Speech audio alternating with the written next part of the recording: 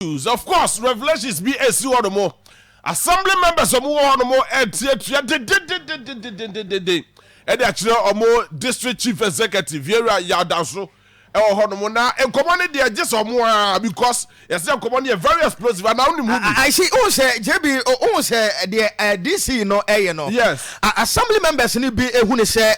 oba omo empotem ho no a say DC no afa emra no e dey hye ne nsem. Ono ankasa epese ode mra no eye dey ope but say oko assembly laws ni mu a oye assembly member untimi mfa oye DC a untimi nya dey ope because it was say BBS koso no only assembly members na transie na mubobo ho de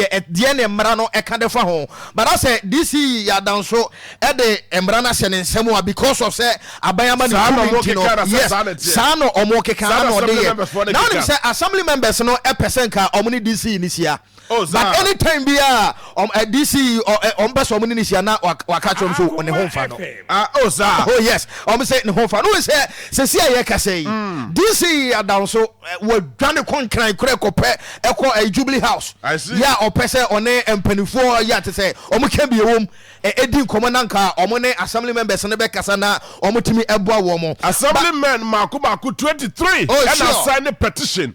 against the district chief executive na omokrata no mo say the assembly members no e kan say sia no omo ne gidie wo eye ya odanso ya oye DCE e wo empotem no omo ne gidie wo ni mu and until now no pade omo avote no confident. I see. Yes. Yanko man so na yenim komo kakra e wo bosome fra ho sembia na mo share live on Facebook na mo share enyema ekoso live on Facebook. Ya de nyema bi egu on mo foni bi e de gu on mo live on Facebook. Am so for very very interesting. Na bosome fra ho sembia bosome fra ho sembia e sama e de ba e wo krom ha no mo say no nya na sorry achepa na boba ba bedru ba bia dru ya emsafo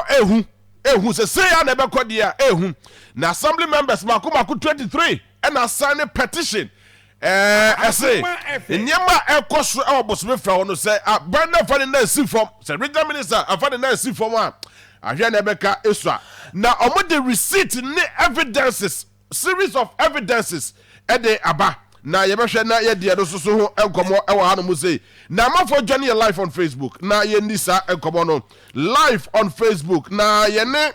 honorable Lord Adu Asabre assembly member ewo ya pese electoral area and yes alete ya pese wo ya pesa okay ya pesa ara we be aboko there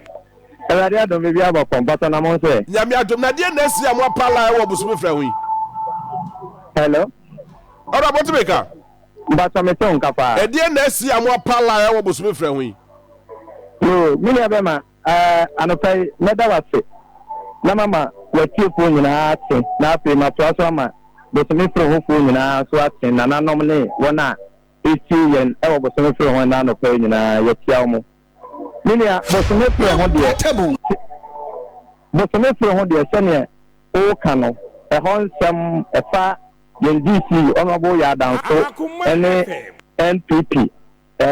aban e hon komo dia na tese esase enye ne kra esase na sene esitie ne mesase free nsembia akoso na nsen a yaka ho asema edamu nyina amonim ya enono amaka ne na mua apede to ya den semu akoba se assembly members edunu yensa ye nyina tete ya sema ya kan se omampani regional minister ene party mpanimfo omramu na omonsa ye DC maye anya sa 2024 abana ye kwato no kra no nsunsan so de bebre ye no ebe ha den ye di kan ni minia aban no de moto abre ye se de ye nim local government nsese ye no abani di moto abreye say assembly members say wo bosome fre ho yemfa ni adwuma nya bosome fre ho kwa ye Ghana nyina na bosome fre ho de moto no ye nsaka ye no the top abomu no ye DCE say wakofa presiding member candidate aba say ye nto aba ne ma no ya nto ama no nti moto no on fa ma ye be sin moto ne ba early February ebesi na motor sini nyina da ya tesema na say your confirmation from DCE ya da so say okofa presiding member ba ye mo anto aba na ama no nkomo no se me ka se me ntire mu a ebe ya tentente but me tofa bomu no wo se ya nto aba ama na presiding member ne candidate enti motor no on fama ye ebesi na motor se ne da se bi ho enti motor so ye hunu wo ye Facebook page me patai motor so be besi we ni na da se bi ho o mo friend se sie ya obeka se motor so no wate motor so do do say 31 motos makoma ko 31 na obeka se wate na ekwan ofa so a wache no no sei na tie ye tu abadi wie ye no ono ni candidate ni na 8 votes and incumbent presiding member no onya 22 for now grofo a etu abama ni candidate no omo and odi motos na ma wo mo na ekwan ofa so a wache ni ye ya tu abayi presiding member no or the presiding member for Florida, you know, handy two over the man. No, say what the motor no. So the why handing over we? So presiding member in Chef Farmer Mutimo how they say. Moko presiding member na moko. No presiding member here to about you no or yeah handy over man no. No the man why? You go for 8 minutes to about man the candidate to member to the as presiding member. How? And or handy over man no. Say the same thing. Meaning your whole process in our home. Yeah, your presiding member incumbent your presiding member elect and one panel in our home and you're handing over Namano. Obeka say we issue letter assembly member dia meje Nimuto. And your letter we issue coordinating director Emma or man need message to your platform so. Message no order at the so 1146. 1148 na pictures asase e ba say 1146 enwumre na say anopa 1146 okay and 1148 ni ba ye no anopa 1146 ni information ni ba ye no 1148 and na motor so no pictures ba ye say wa ye handing over na wie it within 2 minutes and odi say motor no ma ni nipa ngotwe no oye handing over na why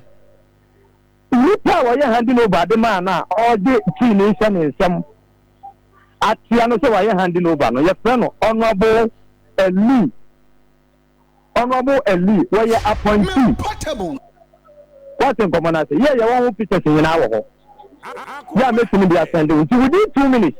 and what the motor no e de man nipa 8 da dia yan so ye mu bi tete no it take 3 hours and some ye clear lecture area at the about district assembly. Enti mo plan ni sese ya baka trawo se wa pa ho ntema. Enti se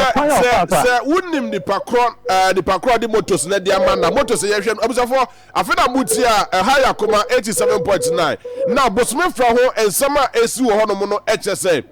yese motos bi a aba se ye farm assembly members DCE say wapalai of farmer because of the candidate ekọ say omunko to aba farmer as presiding member yanto farmer no assembly members say ho about makubaku 23 omuso modwa omunko ko apai ebi na me ne ka say honorable lot and me ne ka say na ti o say why handing over there monko di pakro ye handing over no hoda monko je there be say your standing order so interesa obede wa po bi onya presiding member aye handing over the amano and akwan of us no so stress ya juntere na ya tere ya to abayi nipa ya pe no onu DCE no ompene so na okatere ye ansa na sade o ye nyina obey okatere so se ya nto aba na ama ono ne candidate na onfa moto se ne maye nti ehwa na mo no etu abetim sadre ya onfa maye ya moto se ne nyina da so go memportable be enase ni moto se ne ba early February it is if my memory will set me right yet wabano on the 10th March.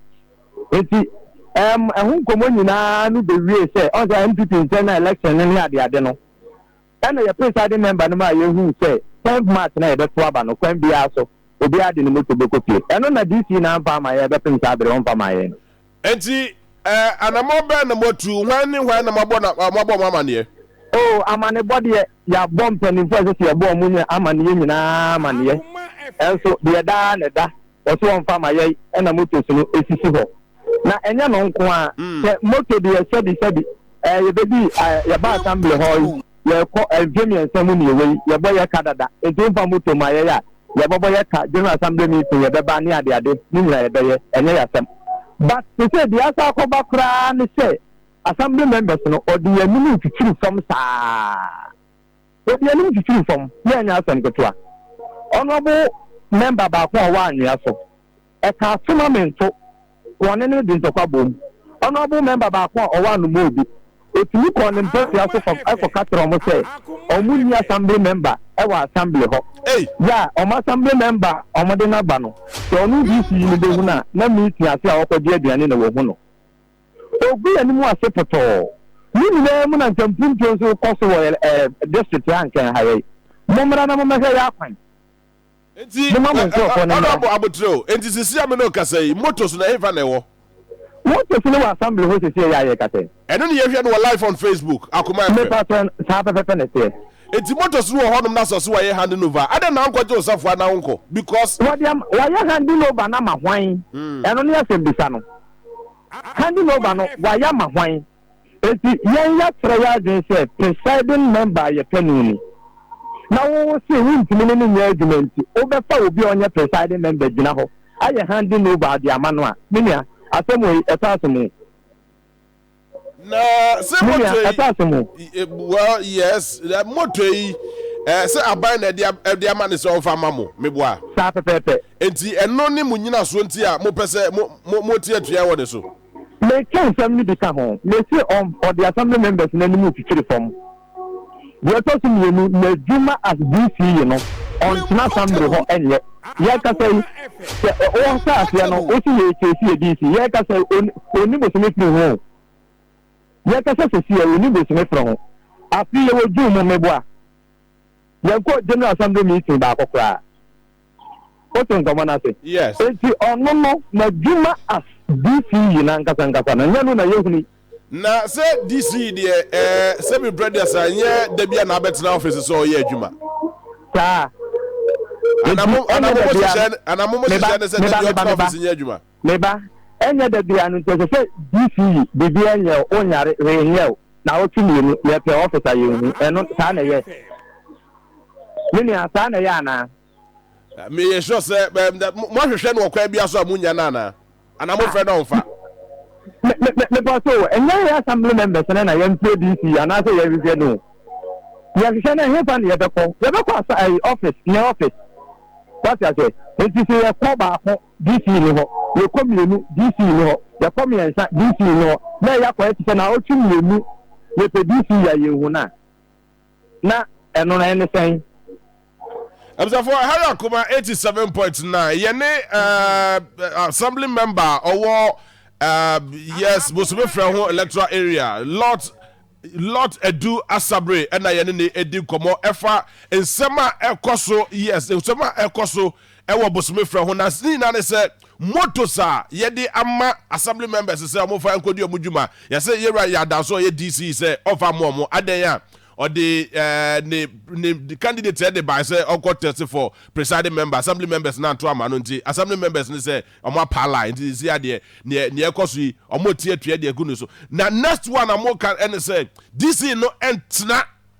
on the office enya adwuma de kra omakra but ye try say ye sabeka the era DCE era ya da so na ye no edim komo e wo sa asem we ho enti honorable say dey na mo be the ebe de say enu adui ye de yansem ni ye pa PRCC ya men kan say ono na ye court ewo assembly ho say omo mfra papa no na o meyi nsem bia no enti oyi nsem na no na pass mu a fine and pass mu so ani nyina no e ho na ye de hu anamo etebiem na enu no sa committee ne tase a letter wo de ba ye ne say oyare ya oyare no your friend is saying doctor medical report to the man no say nyame aduma 15th of this month next week Wednesday and an home no and me say obi yare doctor to me who say a free brace kwesi brace who bet me atọ dia until letter what dey buy no enu nsem no 15th and an home no a obi to me any PRCC committee no atanase until sanity nti wakane say the NSN problem bi any hobby no dey sana tie but said the mumu ya moduma na bibi aso for man na mafrey husband TV mama mo di husband TV omo frɛ na waso wanyare oka no mo bi ase se wanyare enti na ye de hu ni se let na ba ye na ye camouflage enya no frɛ papa ne yare na mom na won pese obeba na wane comment no atena se na wayi ni nsema no enti sana tie